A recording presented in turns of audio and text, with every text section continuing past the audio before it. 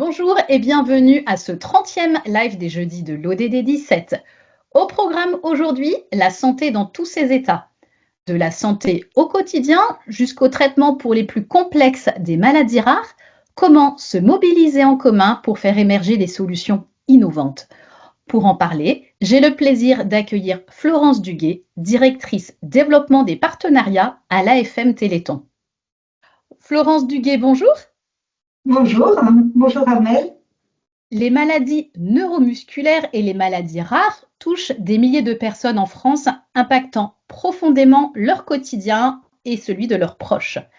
L'AFM Téléthon est engagée depuis plus de 70 ans pour accélérer la recherche et améliorer la prise en charge des malades. Les partenariats jouent un rôle clé dans cette mission. Quels sont les axes prioritaires de la stratégie de partenariat de l'AFM Téléthon avec les entreprises, les institutions et les chercheurs pour accélérer l'émergence des nouvelles solutions? Vaste question et très importante. Donc peut-être pour reprendre, comme vous l'avez dit, l'AFM Téléthon est une association, une vieille association, qui a pour la particularité d'être une association de malades et de parents de malades. C'est-à-dire que le conseil d'administration est composé uniquement de personnes concernées par les maladies neuromusculaires. Aujourd'hui, notre objectif est de guérir les maladies rares et d'accompagner et d'aider les personnes atteintes de maladies neuromusculaires.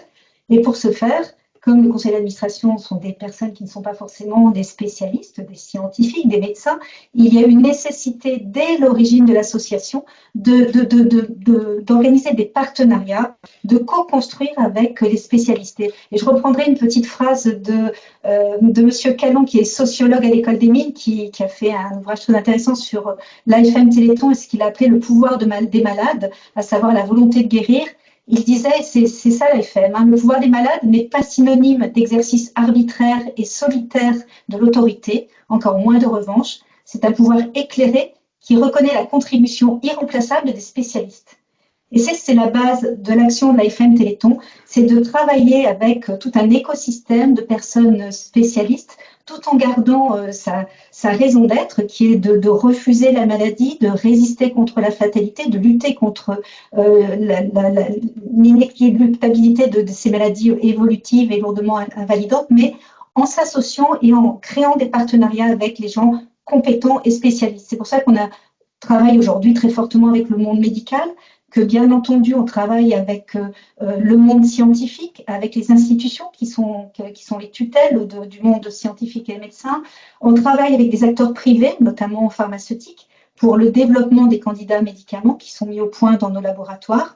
On travaille aussi avec des entreprises et vous le voyez très certainement à l'occasion du Téléthon. Cette année, on a annoncé les résultats du Téléthon, un résultat incroyable, 96 553 593 euros très précisément.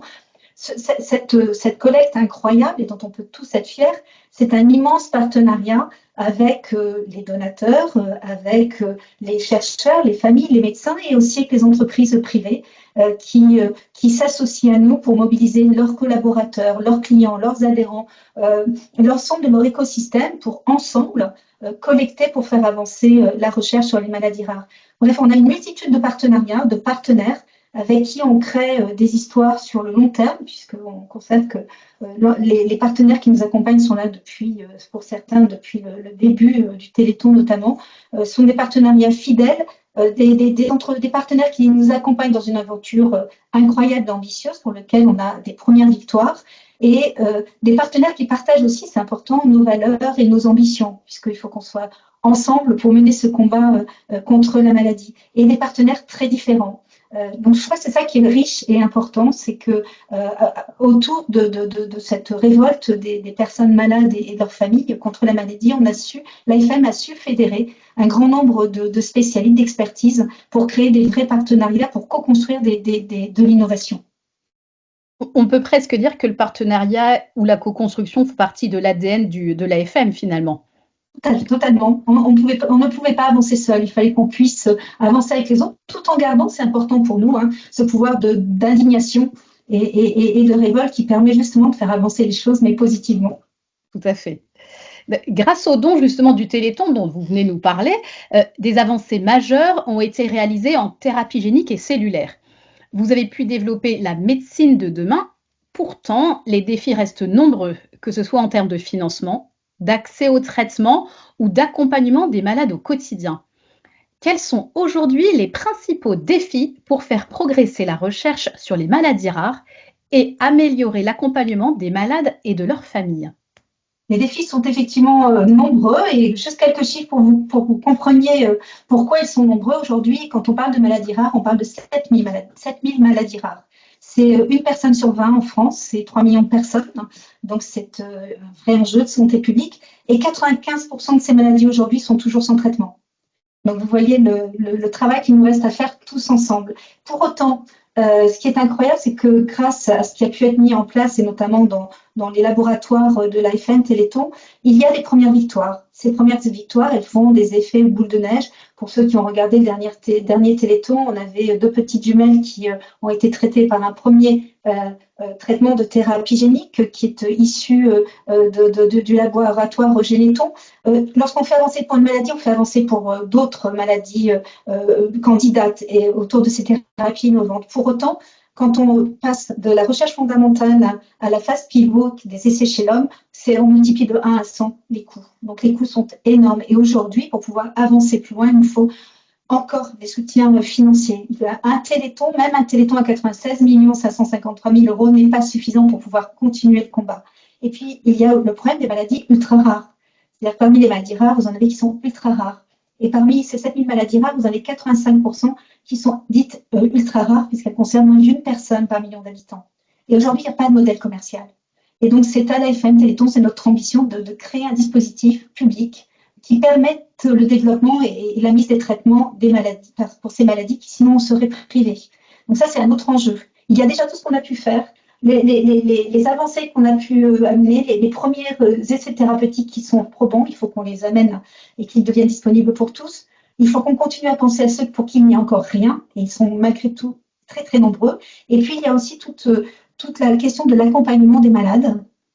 Accompagner les malades atteints de maladies évolutives, dégénératives, et leurs familles, c'est extrêmement important pour nous, pour qu'ils puissent réaliser leur projet de vie et vivre en tant que citoyens à part entière.